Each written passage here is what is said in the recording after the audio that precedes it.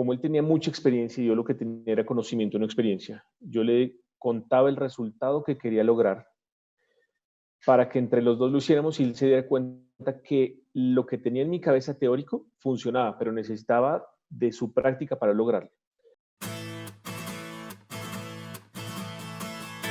Hola a todos, soy Juan Camilo Gómez y esto es el WorkBiz Talks Podcast, un espacio donde hablamos con cracks que la están sacando del estadio en la industria del servicio.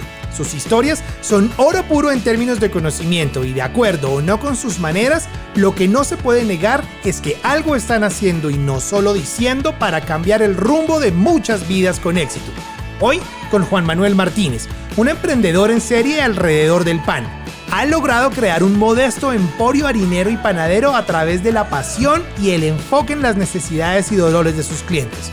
Es administrador de la Universidad Javeriana y tiene una especialización en marketing estratégico del CESA en Bogotá.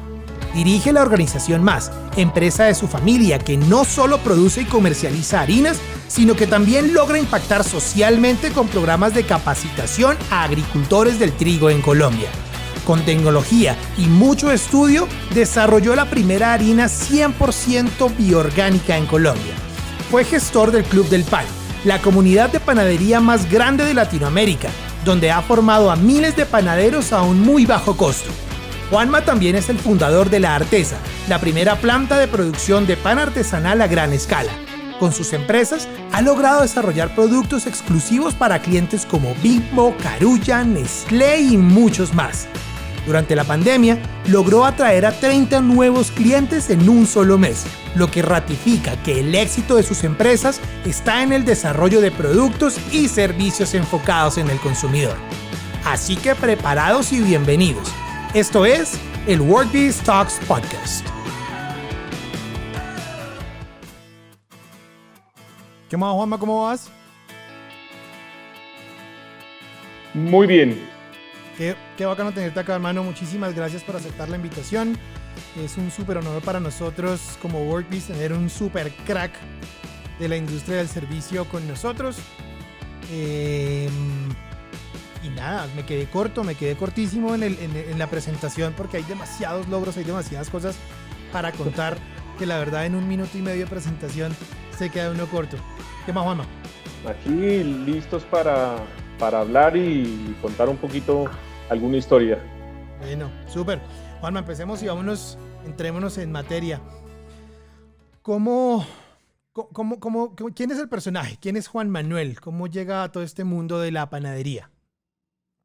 Bueno, la historia es simple. Yo trabajaba en la empresa de mis papás. A los 21 años empecé a trabajar con ellos mientras estudiaba administración de empresas.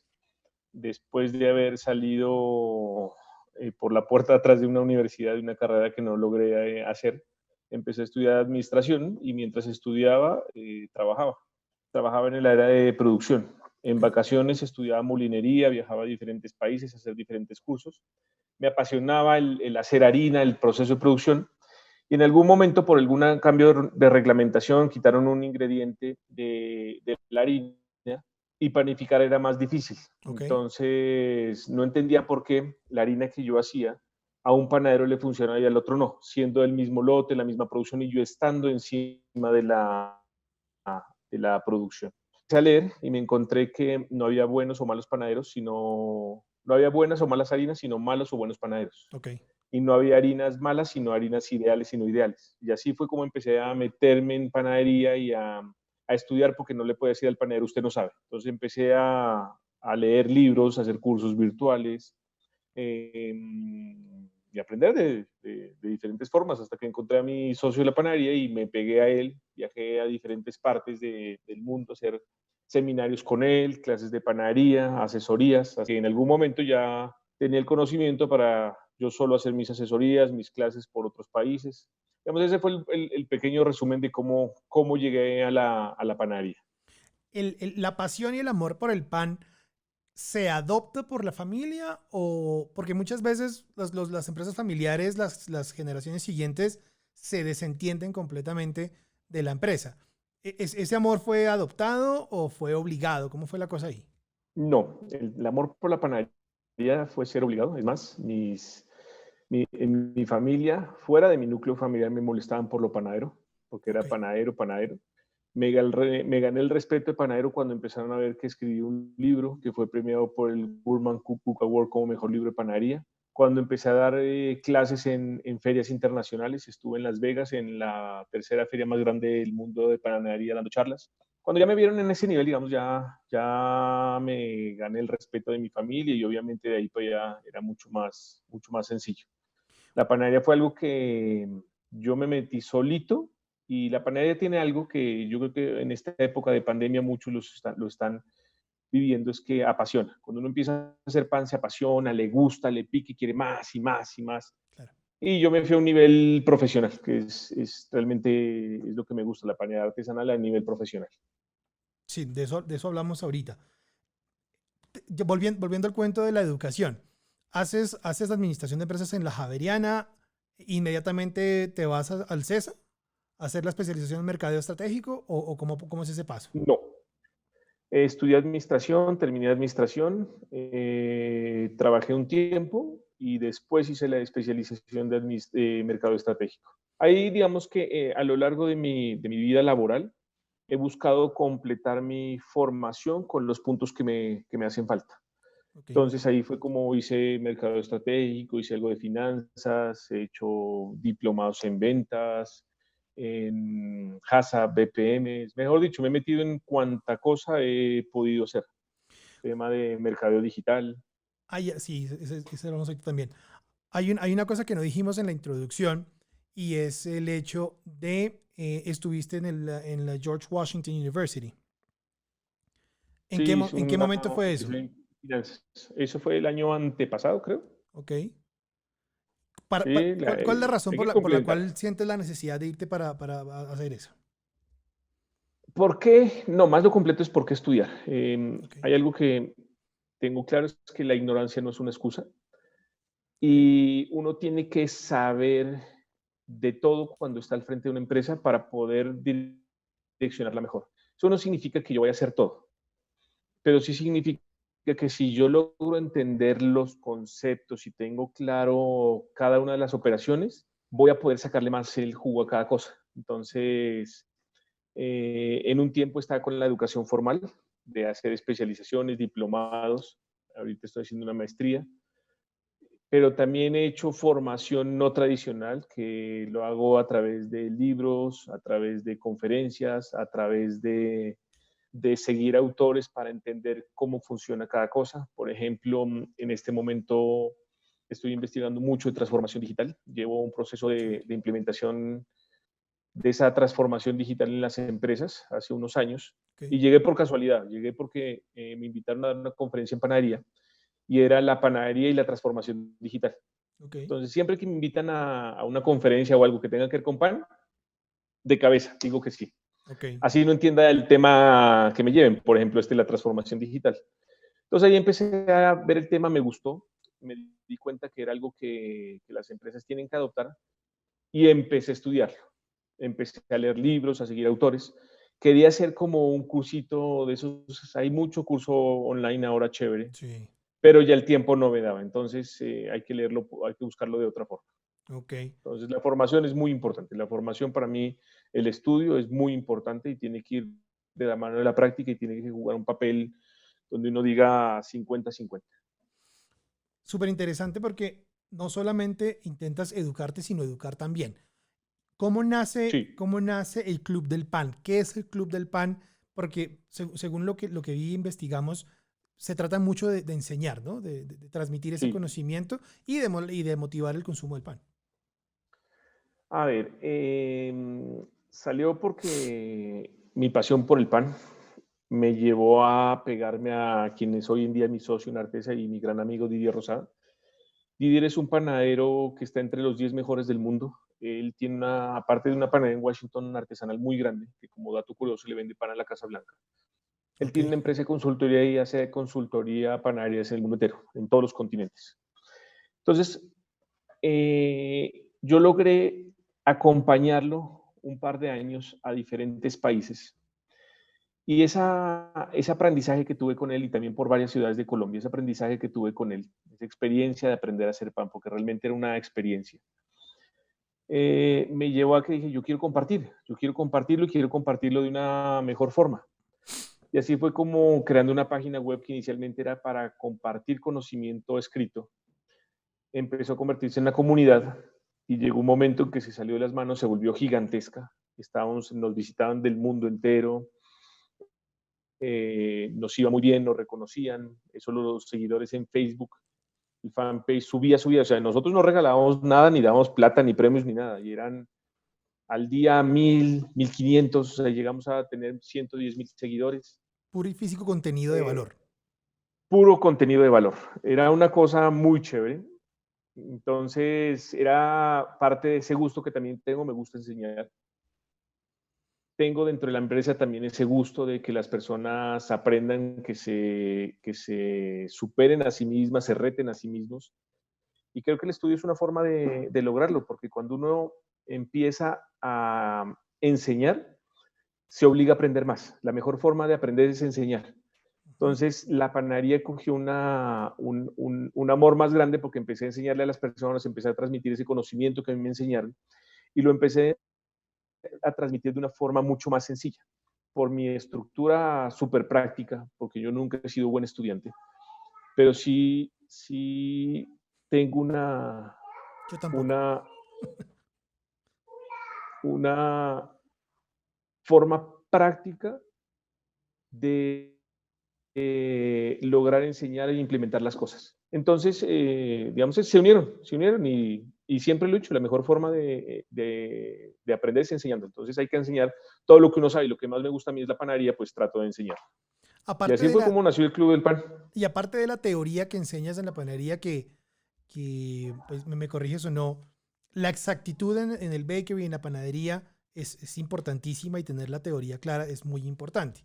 Pero ¿cuál Sí. es el mensaje más allá de la teoría que entrega Juanma en sus clases, a sus alumnos, a sus estudiantes o con cualquier conversación? Porque en algún momento y como nos conocimos fue haciendo algún tipo de negocios para donde yo trabajaba y siempre las conversaciones con Juan Manuel eran conversaciones para aprender del pan, para aprender un poquito cada vez más y no solo de pan, sino un mensaje más allá que yo recibí personalmente y fue de emprendimiento. Todo el tiempo de andar emprendiendo, de innovación. ¿Ese es el mensaje o cuál es el mensaje que da Juan Manuel a sus estudiantes aparte de la teoría? Siempre hay que buscar mejorar, siempre hay que siempre hay que dar un poquito más, hay que tener que uno nunca va a ser el mejor del mundo, los mejores están con grandes investigando muchos equipos y pienso que llegar a ser el mejor es muy difícil, más es muy estresante. Es mejor Sí, ser una oveja y copiar, eso lo aprendí en mi colegio, en la universidad, que copiar es la mejor forma de avanzar. Pero hay que saber copiar, porque copiar no es solo copiar una A y una A, sino adaptarla y ubicarla de la mejor forma en el entorno que uno está. Entonces, lo que le enseño a la gente es que, la panadería no es que sea compleja, porque la panadería es un conocimiento muy limitado. La última técnica de panadería que inventaron o desarrollaron o descubrieron fue hace 50 años. Entonces, el conocimiento es muy limitado, a diferencia de la cocina, que se está reinventando y están haciendo nuevas formas de hacer platos extraños. ok. Entonces, lo que yo busco es que las personas aprendan bien, y después de aprender bien, que lo apliquen, que no tengan miedo de ese conocimiento adquirido, que lo puedan aplicar. Y otra de las cosas que yo busco es que busquen crecer, que el negocio esté en crecer, y el negocio no es solo hacer pan. Hacer pan es la parte obligatoria de un negocio de producción. Si Ok. uno hace zapatos, tiene que ser muy bueno haciendo zapatos. Si uno hace carteras, tiene que ser muy bueno haciendo carteras. Si uno hace pan, tiene que ser muy bueno haciendo pan. El negocio no está en hacer pan, porque pues, hay muchos que hacen pan. El punto es ver cómo uno lo hace y lo hace mejor. Y eso va a depender de la historia de cada persona. Cada persona tiene una historia, y esa historia uno lo ve en las panaderías. Conozco panaderías muy exitosas que vienen de personas con carreras muy diferentes a la gastronomía Y cuando uno mira su historia y mira cómo fue su pasado, entiende el porqué de su proyecto y hacia dónde lo lleva. Ok. Entonces, lo que hay que buscar es eso, es integrar, y lo que yo busco es que las personas integren su vida a su pasión. Cuando uno está enseñando, tiene que identificar quiénes son las personas que realmente quieren Ok. y lograr dejarles una pequeña semilla para que hagan algo más. Ok. Si yo no soy un aficionado del pan, más que un aficionado, un apasionado. Si yo no soy un apasionado del pan, Ujú. ¿puedo aprender de Juan Manuel o definitivamente mejor hago un cursito en otro lado? Yo me he enfocado no a formar, y en el Club del Pan lo enfoqué mucho en eso. Mi interés no era desarrollar los panaderos caseros, mi enfoque era desarrollar los panaderos. Y cuando hablemos de panaderos, pensemos en una pirámide. En la parte de arriba están las panaderías y las grandes empresas que tienen la capacidad de formarse de diferentes formas, bien sea in-house o bien sea en otros países o en otras escuelas. Ok. Caso como lo que yo viví. Tuve la oportunidad de formarme y de ser de esa élite que tiene posibilidades de formarse mucho. Y en esa pirámide va bajando, va bajando, va bajando hasta que llega a la base. En la base que encontramos, en la base que encontramos esos panaderos que trabajan de sol a sol, que madrugan mucho, que se acuestan muy tarde, que se quieren superar. Casos que me gustaba alguna vez, cuando arranqué a dar clases, me acuerdo de un panadero que trabaja en la panadería. Yo daba clases en la noche de 6 a 10 y él cuando salía a las 10 se iba en bicicleta, estábamos en Bogotá, se iba en bicicleta hasta Chía, llegaba a estudiar sus tareas y al día siguiente, a las 4 de la mañana, se despertaba para salir a trabajar. Este es el tipo de personas que yo quiero apoyar y que yo quiero impulsar, los que están en la base de la pirámide. Una persona que está haciendo pan en su casa no significa que no tenga posibilidades, pero tiene tiempo para un hobby. Ok. Hay personas que no tienen tiempo para un hobby. Entonces, ese es el enfoque que tengo. Pero igual en el camino me he encontrado personas, justo, no sé, en el último año he impulsado varias personas que tenían trabajos, digamos que tradicionales, que trabajan en un banco, que trabajan en ventas, que trabajan en el área financiera, y que empezaron a hacer pan en la casa, pero ya empezaron a lograr un nivel profesional. Obviamente, si me consultan, yo respondo. Y han llegado esa pasión a convertirla en negocio. Lo que yo hago en esa relación es buscar que den el salto para montar ese negocio y hago el empujón para que monten el negocio. Ok. Y les ayudo a montar un programa de producción. No, les ayudo a guiarse a esas personas para que se encaminen en montar un programa de producción y puedan tener una empresa que pueda crecer, porque la panadería artesanal está creciendo y los que se monten en este bus van a crecer mucho. Entonces, lo que busco es eso, es encontrar quién quiere más allá de que sea casero o no, quién quiere desarrollar más. Claro. Y eso te convierte en mentor, que es muy diferente a un profesor. Un mentor es Mm, alguien sí, un poco más importante. sí, ¿Tú tienes mentores? sí, claro, mi socio, Didier, ha sido mi mentor en panadería y la persona que me ha guiado, me ha formado y quien me ayudó a construir mi perfil en panadería. ¿Qué, ¿qué pasa con el Club del Pan? ¿Sigue vivo? ¿Dónde está el Club del Pan? ¿Dónde No, está esa iniciativa? el Club del Pan cerró. Ya no tenía recursos para hacerlo porque tuve algunos patrocinios, pero la mayoría lo autofinanciaba porque me metí en proyectos en los que yo quería hacer. Ok. Así no tuviera apoyo. Por ejemplo, creamos un programa virtual que se llamaba Viajando por el Pan, Ok. donde en cada país que viajaba a aprender de panadería, yo lograba sacar una historia de la panadería de ese sitio y hacía unos videos. Llegó un tiempo que ya no me quedaba tiempo, ya arrancó la artesa, ya estaba solo porque en un tiempo me ayudó mi esposa y gracias a ella logramos crecer mucho. Llegó mi hijo, entonces ya era momento de escoger. No es posible hacer muchas cosas y hacerlas bien. Ok. La panadería como negocio requiere muchísimo tiempo y arrancando muchísima inversión de tiempo. Entonces, ese proyecto se apagó y se hizo un lado. Ok. Ya sabemos cómo llegas a la organización más, que es la compañía de tu familia, pero interesante saber a dónde llegas y cómo subes a donde estás hoy y como el paso completo por la organización más. ¿A dónde llego? Llego operario de planta. No sabía nada. nunca me ubicaron en ningún lado. Entonces lo que yo hacía es que estaba en planta con un overall, ayudaba a mantenimiento, buscaba cómo mejorar los procesos, estaba pendiente de todo. Hice el primer curso de molinería en Venezuela, entonces llegué a implementar las cosas que vi y me picó el bichito de la producción y siempre me ha gustado mucho el tema de conocimiento y aplicarlo. Entonces así fue como entré hasta el punto que logré organizar todo el área de producción, que la planta funcionara 24 horas. Mejor dicho, fue un avance en producción bastante grande, el tema de conseguir grandes clientes, porque yo me encargaba de las grandes cuentas porque quería desarrollar harinas, que era lo que me gustaba. Okay. Desarrollamos la harina de Manimoto, desarrollamos harinas para las galletas Quaker, desarrollamos harinas para Bimbo, desarrollamos unas premezclas para Carulla, cuando era Carulla Vivero. Hice muchas cosas con el equipo que tenía. Después ya, digamos que me sentí un poco estancado y pedí poder incrementar el equipo. Entonces empecé a incrementar el equipo de mi área, producción, después a montar calidad, montar un laboratorio. Y poco a poco me fui metiendo al área comercial. Por mi conocimiento en producción, era fácil lograr buenas relaciones comerciales. Por mi conocimiento en panadería, se facilitaba mucho conversar con panaderos. Y empecé a meterme en el área comercial. Y así, digamos que me fui metiendo al área administrativa. Y hoy en día soy el gerente de organización más.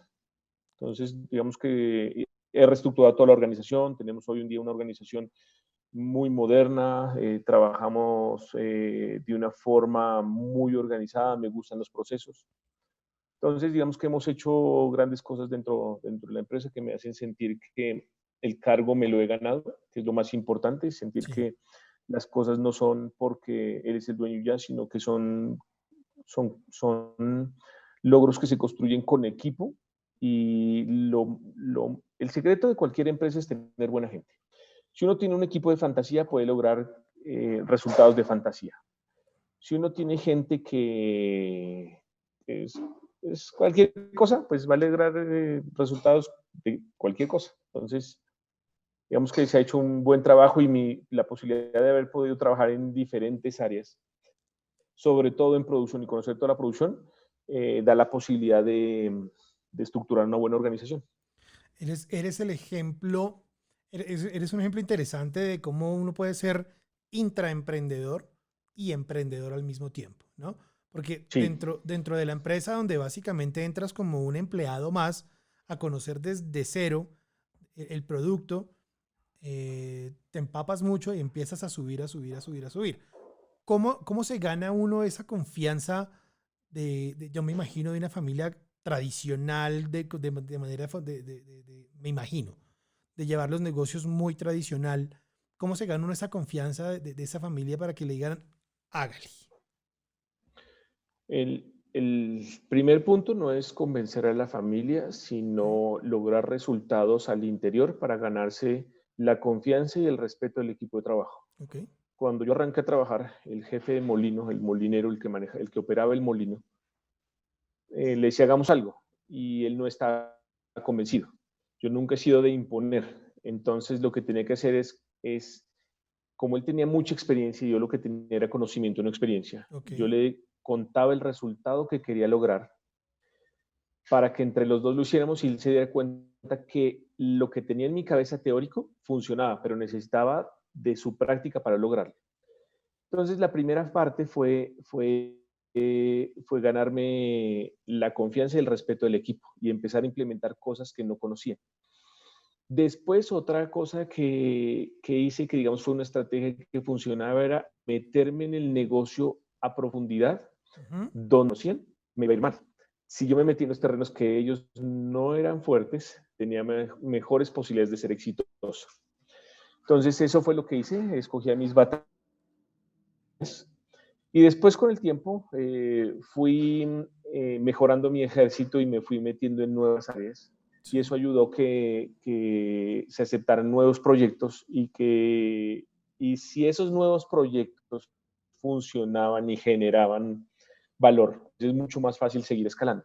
Entonces, digamos que esto es un trabajo estratégico, paso a paso, donde se logró demostrar que las cosas que estábamos haciendo y la forma de manejar a la organización era la adecuada. Entonces, así no es tan difícil. Lleva tiempo, pero se puede Ok. hacer. Ahorita hablamos un poquito de clientes grandes y cuál es, digamos, ese secreto, ese tip o cuál fue el proceso y la forma en cómo tú llegas a clientes grandes importantes como ellos. ¿Cómo? Eh, Ahí voy a poner algo. Es más fácil venderle a una empresa muy grande que a una empresa muy pequeña. La razón es sencilla. El grande sabe lo que quiere. El grande sabe lo que va a exigir. Es muy exigente, es muy estructurado, pero está especificado. Ok. Mientras que un pequeño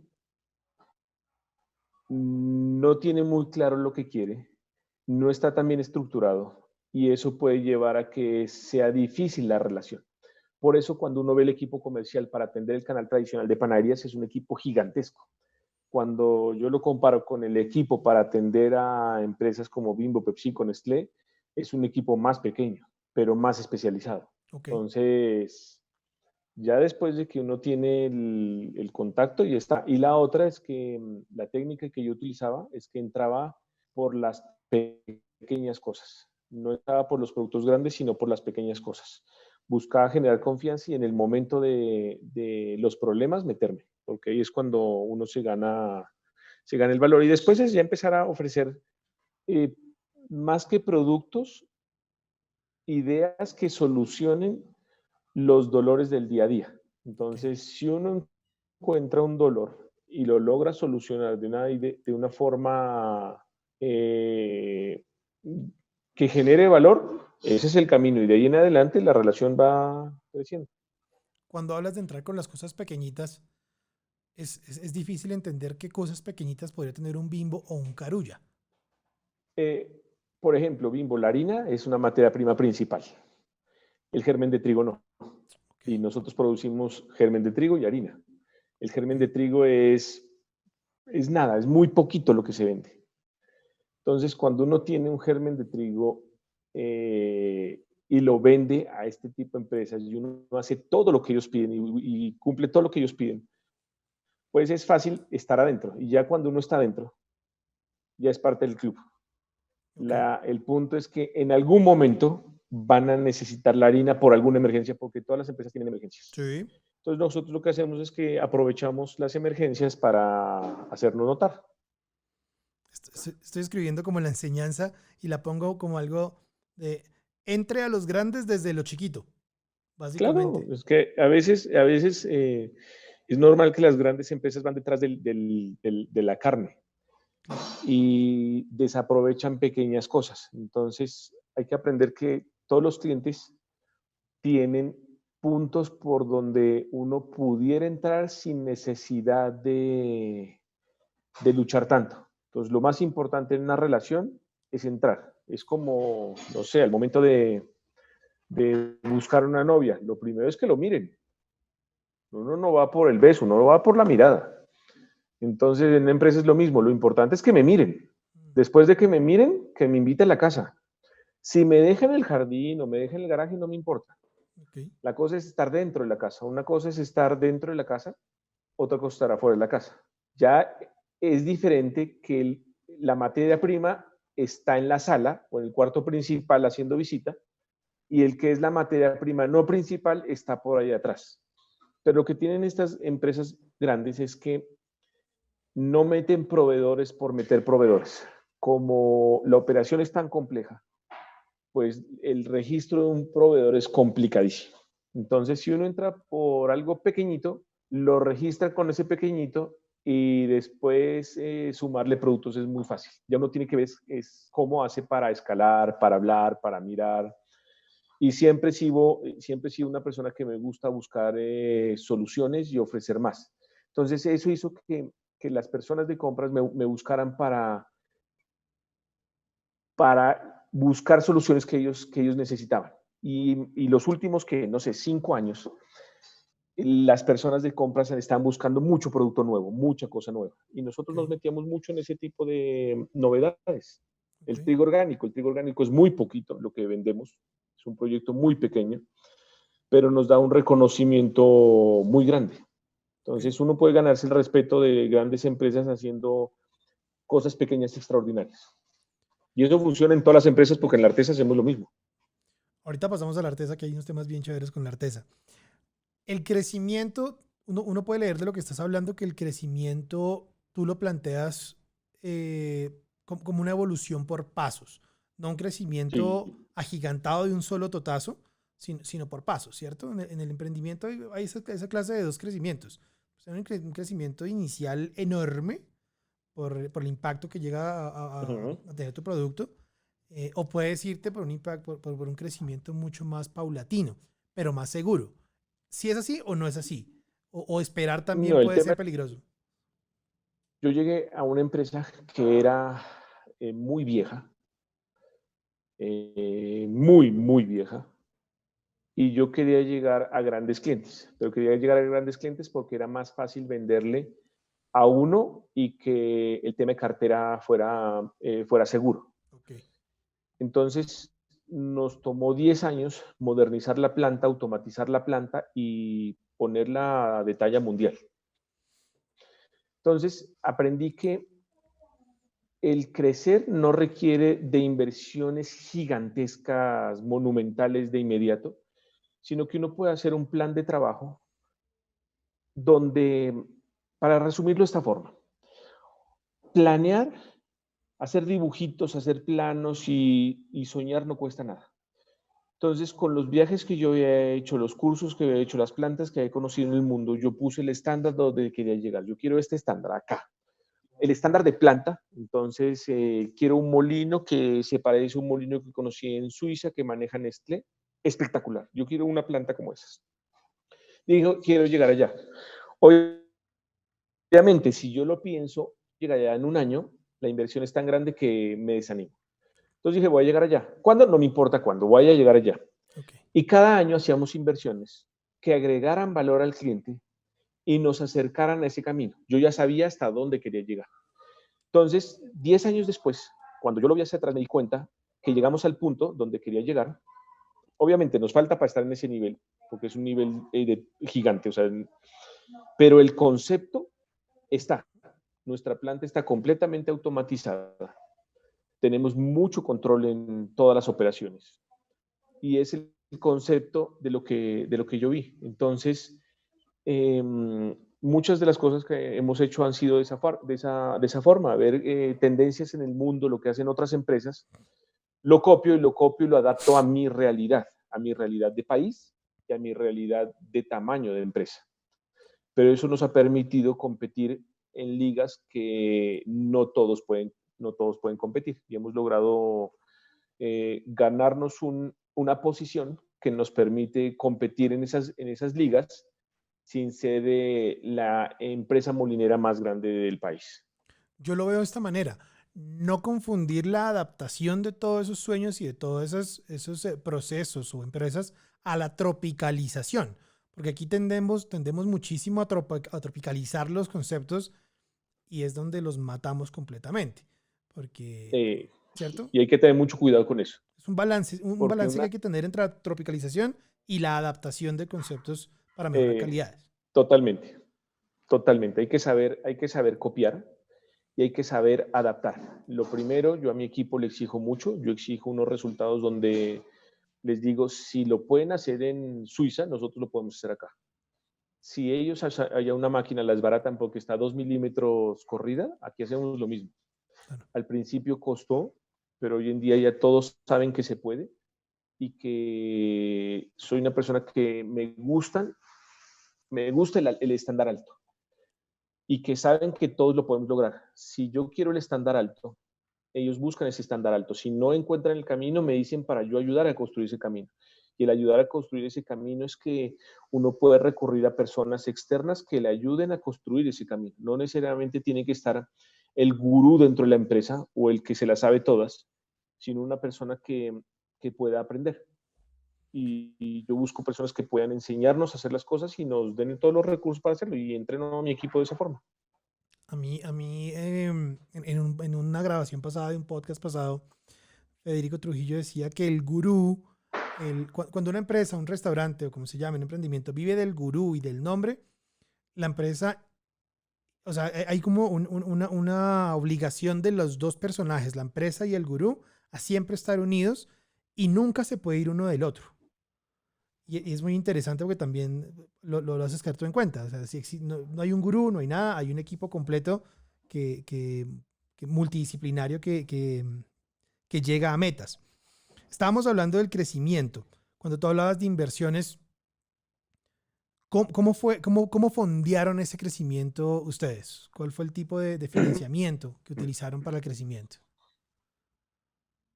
Nosotros, como familia, tenemos una política de reinvertir todas nuestras utilidades y invertimos con lo que tenemos. Si no tenemos, no invertimos. De esa forma podemos tener una tranquilidad y una seguridad para que si pasa algo como ahora, una emergencia de este tipo, estamos tranquilos y podemos aguantar un poco más.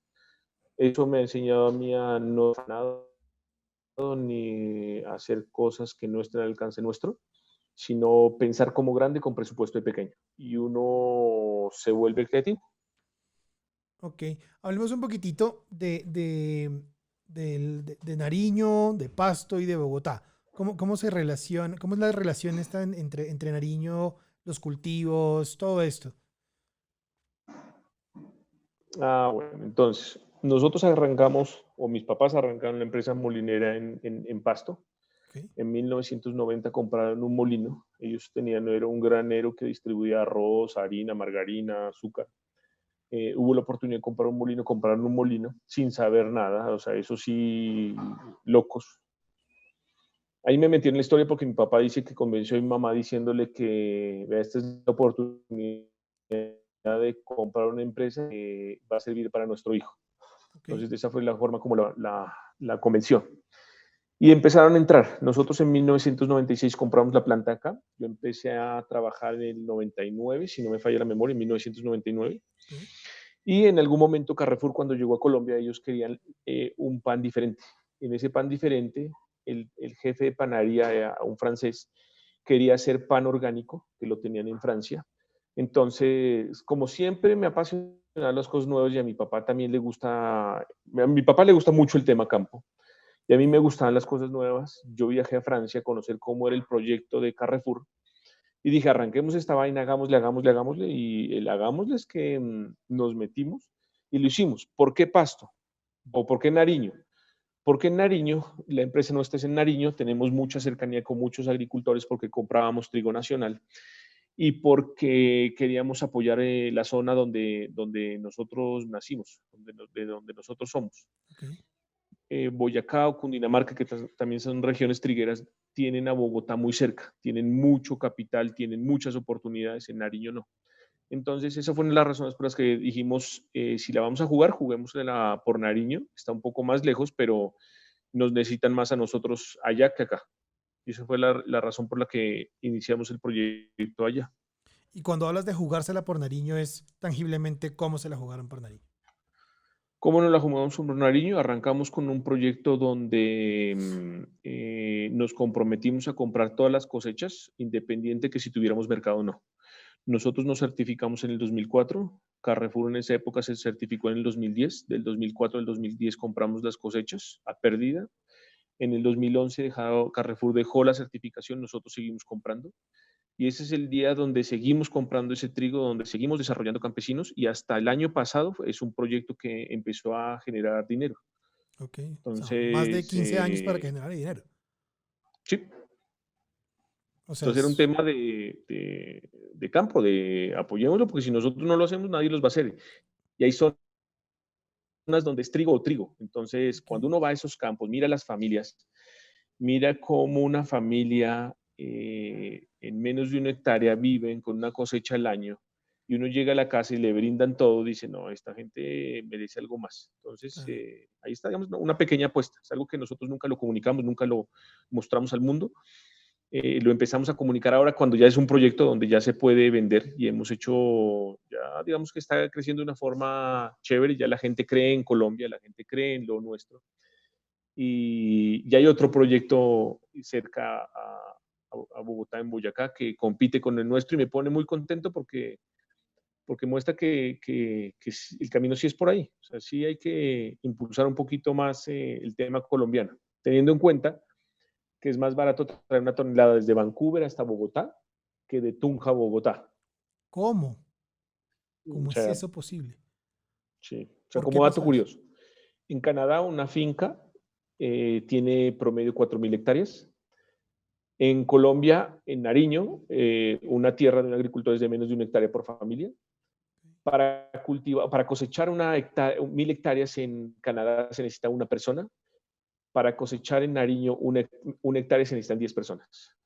Ok. Entonces, son cosas diferentes. Y la otra es que la calidad panadera está más cerca de los pueblos, donde los días son más largos. Entonces, nosotros competimos contra un producto de inferior calidad panadera y costo superior.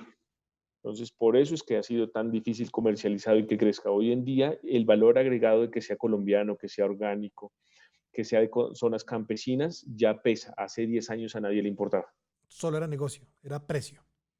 Exactamente. Hoy ya el propósito pesa mucho, ¿cierto? El propósito pesa mucho. El propósito pesa mucho. Aparte de comprarles a esos campesinos, a esos agricultores, ¿qué más hacen? ¿Cuál es el Nosotros programa que tienen con ellos? tenemos asesoría agrícola, tenemos montada una unidad de desarrollo agrícola donde está una persona que está a cargo de toda la trazabilidad y toda la certificación. Le certificamos las tierras, se hace el acompañamiento para que ellos puedan hacer el proceso de orgánico. Es un proceso que es muy exigente, donde entran muchos agricultores y salen muchos agricultores porque no cumplen los parámetros. Okay. Tanto es el punto y la demanda está creciendo tanto que hoy en día tenemos trigo orgánico, que es el que está arriba, trigo en proceso de certificación, en conversión, y tenemos uno más abajo que es producción limpia, Ok. donde no es orgánico, pero es la entrada para poder captar muchos agricultores que se vayan metiendo en la onda de producción limpia, donde no hay que usar tanto químico, donde hay que hacer, mejor dicho, hay que hacer las cosas en el nivel permitido y en el nivel ideal para el planeta y para el producto terminado que se vaya a hacer. Pero esa es la forma de encaminarlos hacia el orgánico. ¿Por Entonces qué tenemos una unidad pensar? que se dedica a eso. Perdón, te interrumpí. No, tenemos una unidad de desarrollo agrícola que se encarga de eso. Y también tenemos quinoa, hemos hecho desarrollos con chía, con amaranto, tenemos ahorita trigo sarraceno, hemos hecho ensayos con espelta. Entonces tenemos varios ensayitos que van saliendo. ¿Todo eso es ustedes lo ven como una forma de dar lo que han recibido o simplemente hace parte de un ejercicio que nace desde el fondo, que nace de verdad con ganas de ayudar? No, nace con ganas de ayudar. O sea, mi mamá nació en Guaitarí, en el pueblo de Guaitarilla, y así fue como empezamos y, y mis papás, haber nacido en el campo y ser del campo, pues tienen esa, saben lo que es eso. Y cuando yo veo y vivo cómo viven todo, pues hay que dejar algo. No todo es negocio, no todo es hacer plata. La plata en algún momento va a llegar y si uno hace los negocios bien hechos, uno es correcto, uno es apasionado, mete la plata, llega. Por eso muchas veces no me preocupo por el negocio grande. Lo puedo esperar porque sé que van a llegar. ¿Los negocios grandes llegan o se buscan? Es una mezcla de los dos. ¿Ok? Uno tiene que saber qué busca, uno tiene que Lo saber que a dónde hablamos ayer. busca, pero no tiene que presionarlos para que revienten. ¿Ok? Uno lo que tiene que es buscar las condiciones para que se den y trabajar para que se den, más no estar buscando cerrar, cerrar, cerrar, cerrar, cerrar, cerrar, cerrar y estar buscando el cierre, la venta y el número. Porque cuando uno busca el cierre, la venta y el número, uno lo que está buscando es efecto a corto plazo. Cuando uno trabaja es por la relación con el cliente. Uno logra establecer un contrato de por vida, donde uno se vuelve un socio de ese cliente. Y esa relación cliente-proveedor que va más allá de ser un cliente, sino salta a ser socio, uno empieza a ser la solución. Es por eso que nosotros ya tenemos esquemas de venta muy diferentes, donde proponemos cosas bastante innovadoras y muy abiertas, relaciones donde hoy en día no todo es precio. Las grandes compañías pueden presionar por precio y descuento y descuento y descuento, pero llega un momento donde no hay más descuento, Okay. donde no hay más empresas.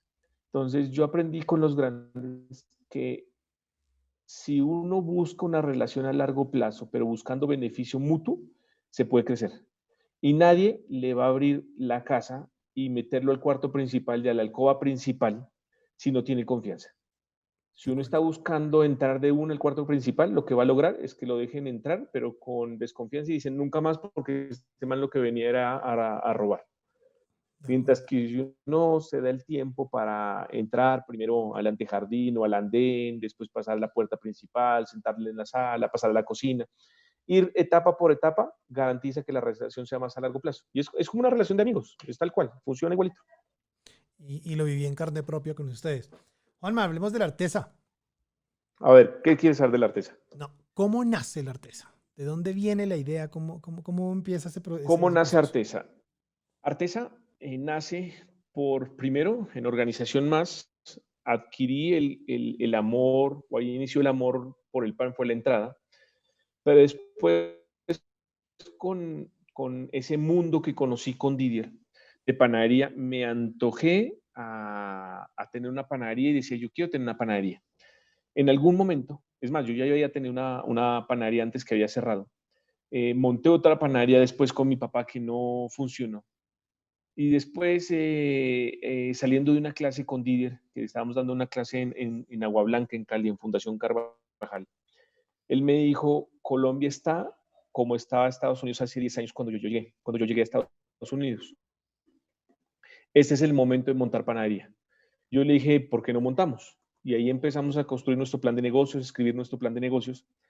Y llegó un momento donde teníamos el plan de negocios y la pregunta de él fue, bueno, ¿invertimos? Y yo le dije de una forma irresponsable, pues metámosle la plata. Ya estamos aquí, Hágale. ya nos metimos, sigamos. Hágale. Hágale, exacto, ya no hay para atrás. Negociamos los equipos en una feria, en París estamos en una feria, negociamos los equipos y digamos que ese fue el go. Llegaron los equipos, los montamos. Yo todo el tiempo estaba como con miedo y como dando largas a las cosas, pero fue una serie de hechos hasta que un día arrancamos y a la semana ya tenía todo el equipo de trabajo andando y arrancamos a vender. Así fue como, digamos, en resumen, como arrancamos Artesa, con Ok. el objetivo de crear una panadería artesanal a gran escala para el mercado institucional. Cuando hablas de panadería artesanal para el mercado institucional, perdón, ¿a qué te refieres exactamente? Cuando hablamos artesanal no es hecho con las manos, sino que utilizamos la fermentación como medio para obtener un producto de calidad, y calidad en términos de olor y sabor. Ok. Un pan nuestro por lo menos se demora 16 horas en hacerse y máximo unas 48. Entonces, contra la panadería convencional o la panadería típica colombiana que se demoran 3 o 4 horas en sacar un producto, 5 si se demoran mucho. Entonces, esa panadería que nosotros hacemos está enfocada en tener panes de un sabor más intenso, un olor más intenso. Y a gran escala es porque este tipo de panaderías normalmente en Latinoamérica son panaderías pequeñas, porque son personas que se apasionaron por el pan, lo vieron en algún viaje y lo quieren implementar en Colombia. Y lo implementan como lo vieron en sus viajes, pequeños puntos. Yo tuve la oportunidad de conocer esas grandes fábricas artesanales de producto de primera, de gran calidad, y dije, lo que yo quiero es algo así para Colombia. En Colombia no hay esto. Ok. A mí me gusta el tema industrial, me gustan los equipos, me gustan las máquinas. Eh, pues eso es lo que hay que hacer. Y así fue como empezamos. Como integramos toda esa mezcla de procesos, de querer una fábrica. Inicialmente el institucional eran hoteles, restaurantes. Hoy en día ya, bueno, y colegios. Hoy en día ya atendemos clínicas, hospitales, empresas de alimentación institucional. Atendemos desde un Sodexo y un Compass Group hasta un carrito de perros o de hamburguesas en la calle. O sea que tenemos un rango de clientes gigantesco, de todo tipo. ¿El equipo comercial de tus empresas es uno y lo repartes o tienes dos equipos completamente diferentes? Son dos empresas completamente diferentes. Lo único que comparten es el gerente. La forma de trabajar, la visión de trabajo. Es más, puede que se vea mi firma detrás de las dos, porque detrás de las dos yo busco modernidad, transformación digital, altos estándares, pero cada una va a una velocidad diferente, cada una tiene un equipo de trabajo diferente. Y si hablamos, por ejemplo, de comerciales, los dos equipos comerciales son completamente diferentes, son del cielo a la tierra la diferencia. En que en Arteza tenemos ejecutivos comerciales que trabajan mucho la relación con el cliente y la construcción de soluciones. Por ejemplo, hay un cliente muy, muy grande que tenía, cuando nosotros llegamos, tenía 15 panaderías y unas 150 referencias de pan. Ok. Entonces el ejecutivo lo que en algún momento escuchó algo donde que eso era un problema gigantesco. Entonces el reto era, venga, ¿por qué no se quedan? No, la idea la dieron ellos y dijeron, queremos quedarnos solo con 3 panaderías y que nos den todo el portafolio. Entonces nosotros hicimos un plan, pues el equipo comercial hizo un plan donde se desarrolló un portafolio de 5 masas que pudieran rotar y que se adaptaran a todas las operaciones. Okay. Y que cumplieran todos los estándares que ellos quieren. Entonces, este ejecutivo comercial tiene que construir toda una operación para lograr eso y administrar eso. Y tiene que ir operación por operación, manejar la relación con cada punto. Entonces, es bastante compleja en esa parte. Mientras que el canal tradicional en la fábrica y en la organización más, son vendedores que visitan 20, 25 clientes al día, donde hay un trabajo, por ejemplo, en el molino trabajamos con un aplicativo, en Arteza no trabajamos con un aplicativo, donde se hace seguimiento a las visitas, se hace seguimiento al rendimiento, se hace seguimiento a la numérica. Es muy de soldados, son muy de infantería. En el otro es algo que Todo no el es tiempo midiendo. infanterías, Todo el tiempo sí. midiendo. Y el equipo sabe que el resultado se da en la medida que hagan el trabajo así, infantería, o sea, tiene que ser un procedimiento. Hay un modelo de ventas y ese modelo de ventas se los capacita en el modelo de ventas para que ellos puedan lograr mejores resultados con cada etapa que hacen. Okay. En Arteza no es infantería, sino que es un francotirador, porque ellos identifican el cliente, ellos antes de llegarle al cliente ya saben si es o no es. Allá le pueden decir, a este no se le vende porque este no es el tipo de cliente que nosotros queremos, no cumple ciertas características. Okay. Y lo buscan. Ellos hacen la cita desde oficina, mientras que los otros lo van a buscar a la calle. TAT, Y es muy famoso dirigido a TAT. buscar soluciones. Okay. Y es a buscar soluciones. O sea, el objetivo ahí es buscar soluciones. O sea, el del Arteza es un poco más experto en el producto. Sí. Y en encontrar esos dolores, esas necesidades reales de un cliente potencial. Exacto, buscar dolores. Y en el pan, mientras que digamos en la harina el portafolio es muy limitado, en el pan es una cosa loca. Nosotros ya tenemos 42 tipos de masas, 150 referencias de pan y más de 700 SKUs. Está interesante. No, es muy amplio, o sea, y nos estamos ampliando más ahorita en modo COVID, estamos con una agresividad enfocada a otro lado. ¿Cuál es ese Lo cambio único que te hace que... es que, mira, perdona, Tranqui. lo único que se parecen las dos fuerzas comerciales es en la agresividad. Yo Ok. busco siempre agresividad comercial. Ok. ¿Cómo te pegaste bueno, cómo te pegan? Porque te pegó durísimo.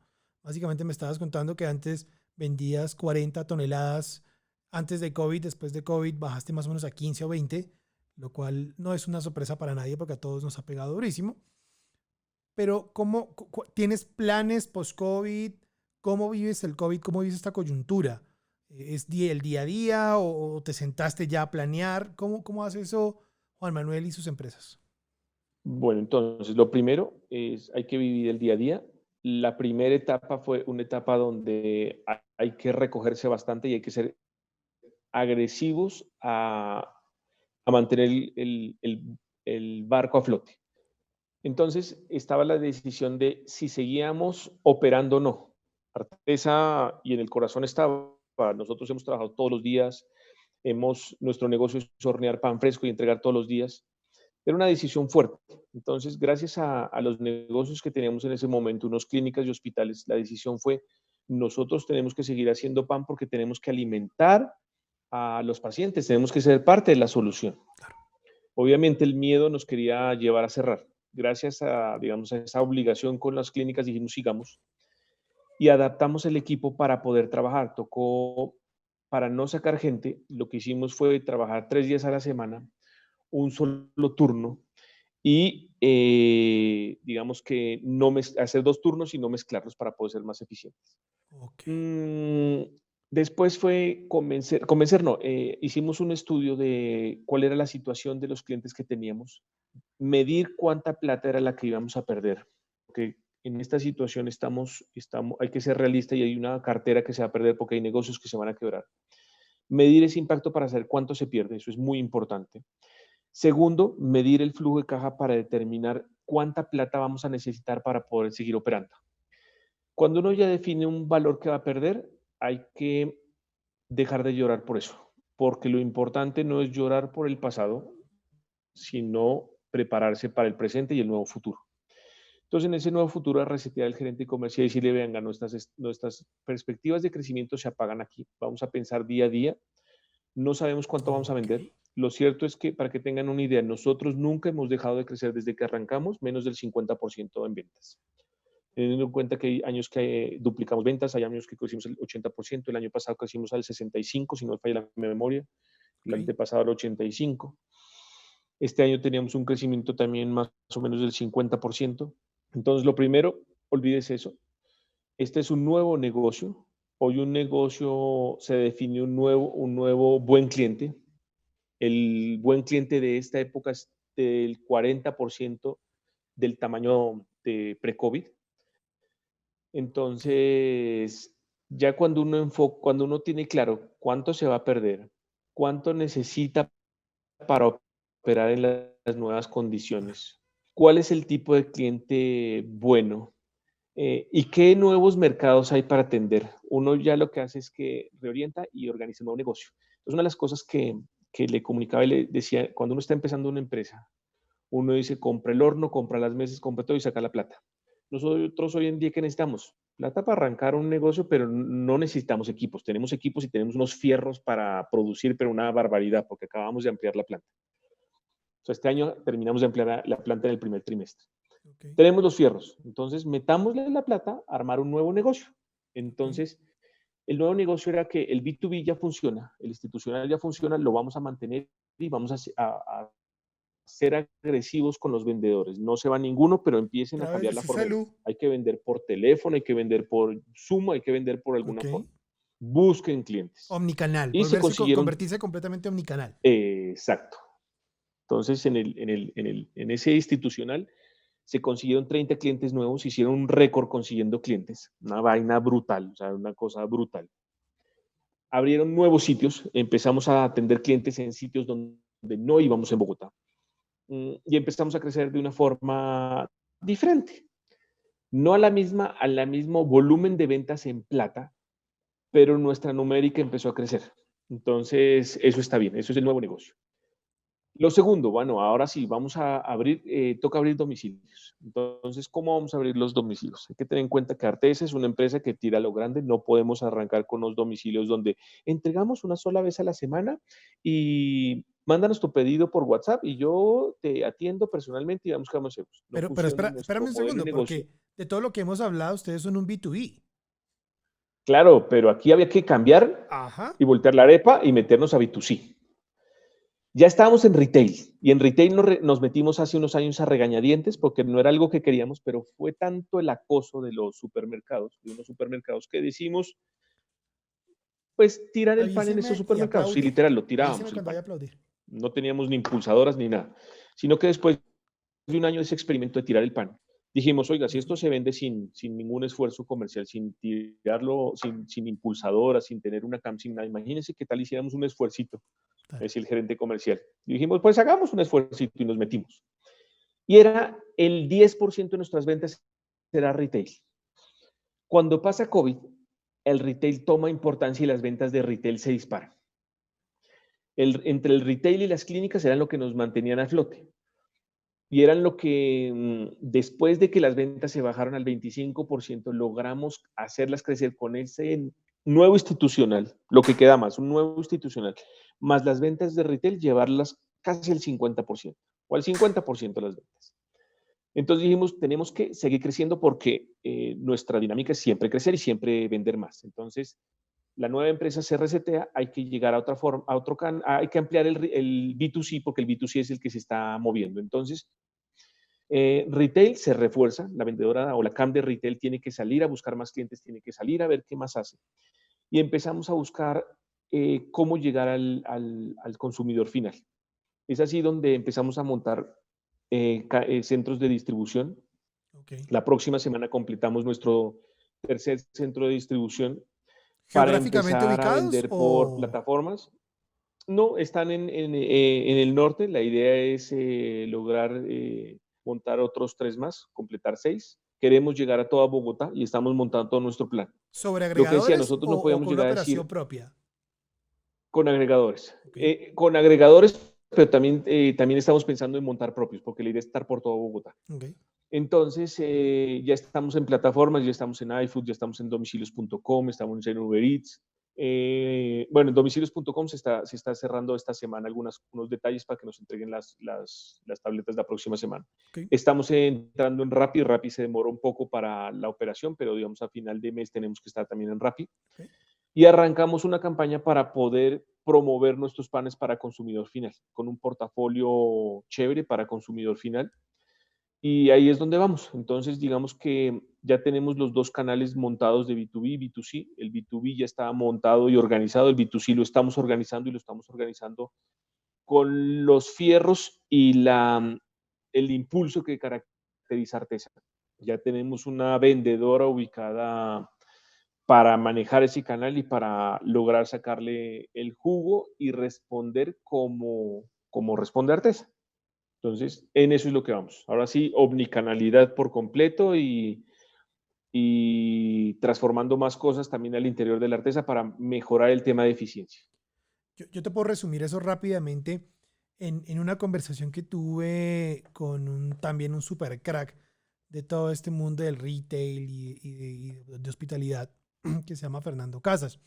Con él hablamos, él fue country manager de Domino's, fue CMO bueno, en Alsea tuvo muchos, y con él hablábamos de las empresas que van a poder salir de esto, y lo hablábamos muy temprano en marzo, o sea, muy tempranito. Lo hablábamos que son los que van a poder identificar la redefinición de los hábitos de consumo. Y hay que aterrizar rápido. En esto hay que aterrizar rápido y definir esos nuevos niveles para funcionar, porque cuando uno empieza a seguir el día a día viviendo el pasado es muy duro. Juanma, Si uno ya hace el duelo rápido, tiene piedad de levantarse. sí. Juanma, ya este vuelo otra vez empieza a bajar de los 10.000 pies. Y en este momento empezamos a hacerte unas preguntas de tipo profesiopersonales, interesantes, que también pueden enseñar muchísimo, porque la persona y el profesional nosotros creemos que no se puede separar, ¿cierto? Sí. Tú eres una persona aquí y allá y eso lo demuestras en el éxito o no de lo que haces. ¿Cuál es el propósito de Juan Manuel? El propósito de Juan Manuel como persona. Ser feliz. ¿Qué es la felicidad? ¿Qué es la felicidad? Tener la tranquilidad de estar haciendo lo que a uno le gusta, le apasiona, lo que lo llena y poder equilibrar la vida entre la familia, el trabajo y lo que a uno lo llena. ¿Tienes algún hábito o rito que hagas todos los días? Mm, no, No. bañarme. Sí, el, No, el de muchos, no el de todos, pero el de muchos. sí. ¿Algún momento profesional que haya chocado con tu vida personal?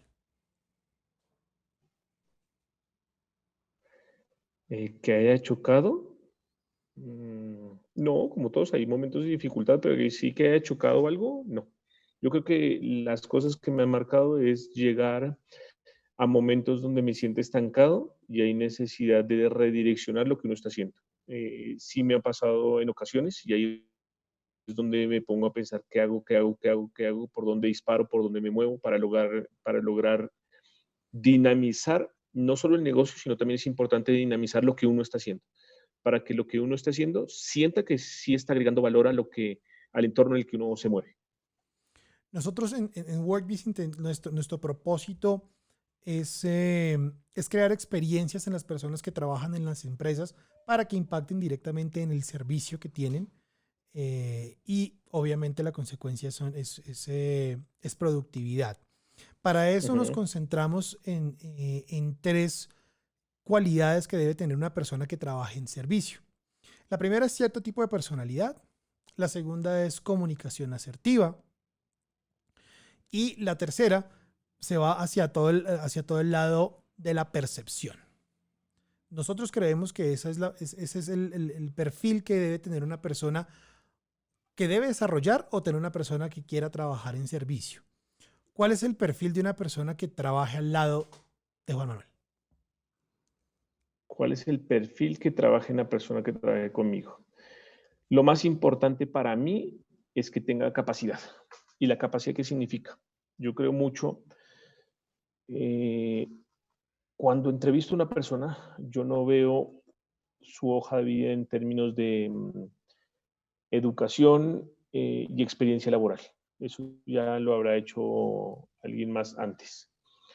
Yo me enfoco principalmente en si tiene capacidad para hacer más, porque lo que busco con una persona es que cuando llegue sea una, pero lo que logra aportar en el camino que esté mientras esté con nosotros sea de mucho valor. Y eso se logra teniendo capacidad, porque muchas de las cosas que hacemos no las vamos a conocer.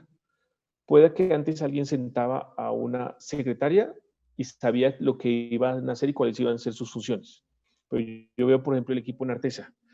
El equipo en Artesa todo el tiempo está cambiando. Ahorita estamos buscando implementar un software, una aplicación, algo para programar la producción. Y las personas que hacen esas operaciones han cambiado y han rotado por todos los puestos. Y cuando llegaron Okay. eran niñas que entraron para pedidos, para tomar pedidos. Y a lo largo del tiempo las subimos votando a otras responsabilidades mucho más fuertes y mucho más grandes. Entonces, cosas que yo buscaba, que sepan manejar Excel. Un Excel medio avanzado. El resto no me importa. Dónde trabajó, qué estudió, no me importa. La ignorancia no es una excusa y en eso me preocupo mucho. Que tengan la posibilidad de trabajar. Por ejemplo, en organización más, necesitaba alguien que tuviera el permiso para hacer todo lo de HSQ, Okay. pero también está alguien para calidad, para manejar el tema de certificaciones para clientes y visitas y auditorías que tengan que ver con BPM, calidad, con ISO y todo eso. Sí. Cuando contraté a la persona, la busqué con esa, a nivel técnico, con la posibilidad de firmar lo que tenía que firmar, que conocía el tema HSQ porque era importante, y el otro, como no lo conseguía, le dije, no se preocupe, que yo me encargo de formarla. Y así es, hoy en día es la Súper. jefe de HSQFS y hemos logrado cosas que ella no se imaginaba antes. Entonces, lo resumo en capacidad. Ok. Capacidad y mente abierta para recibir, para estar siempre por lo que te escucho. Ah, sí, tiene que estar en modo on Modo y aprender a toda resolviendo. hora. Modo aprender Sí, 24 horas del día. Súper importante Sí, eso. Cuando ya nos creemos el famoso gurú que hablabas, ahí ya la cagamos mal. sí. No, y la otra es que nosotros estamos buscando cómo implementar nuevos activos digitales, entonces se necesita personal digital y el personal digital no es todos piensan que las personas jóvenes son digitales. No, las personas digitales se hacen en ambientes digitales. Entonces, eso es algo que se logra con que personas que tengan capacidad de afrontar retos y personas que estén abiertos a aprender y a reaprender. Los emprendedores pasamos por muchos momentos de fracaso, muchos momentos difíciles. Eh, ¿Cuál es ese momento difícil o de fracaso que se pudo convertir en el potencializador de una historia que la sacó del estadio? De fracaso, O pues difícil. que Artes es la tercera panadería que monto. Entonces, la primera, mal socio. La segunda, socio desincronizado con lo que había que hacer, riesgos diferentes. Entonces, esos dos fracasos me enseñaron cómo debo funcionar en Artesa. Después hacemos otra charla de cómo conseguir buenos socios. Juanma, pues nada, muchísimas gracias por habernos acompañado hoy, por habernos enseñado tanto. Personalmente aprendí muchísimo. Llevo, como siempre les muestro, toda esta cantidad de notas de lo que pudimos hablar hoy. Y para eso es esto, para aprender. El mensaje que queda, cada uno verá si lo pone o no lo pone en práctica. Mil gracias, Juanma. Bueno, muchísimas gracias por la invitación. Espero que les haya dejado a todos algo, que estén dispuestos a mejorar. No se olviden que cuando el ambiente es jodido para todos, hay oportunidades. Cuando el ambiente es jodido solo para uno, hay que trabajar más fuerte, pero también hay oportunidades. Para los que me quieran seguir por Instagram, Juan Mapan, todo separado con rayita al piso, Juan rayito al piso, más rayito al piso pan, que de pronto puedo seguir impulsándolos un poco más a lo que hacen. Bueno, muchísimas gracias y estoy para ustedes. Chao, Juanma, muchas gracias. Buen viento y buen mar. Vale, chao.